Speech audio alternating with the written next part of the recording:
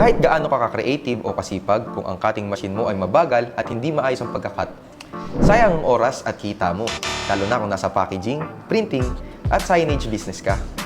Ikaw, mano-mano pa rin, pero sila, advanced na yung gamit nilang cutting machine, kaya naman tuloy-tuloy yung production nila. Kaya huwag kang pumayag at i-level up mo na rin ang machine mo. This is the iEcho PK Digital Cutting Machine.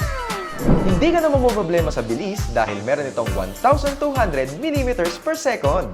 Makapal man ang material na ikakat mo, no hassle dahil meron itong 1,000 grams cutting force.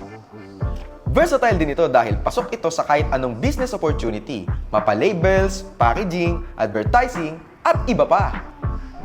Kaya ano pa hinihintay natin mga boss? I-upgrade mo na ang cutting production mo.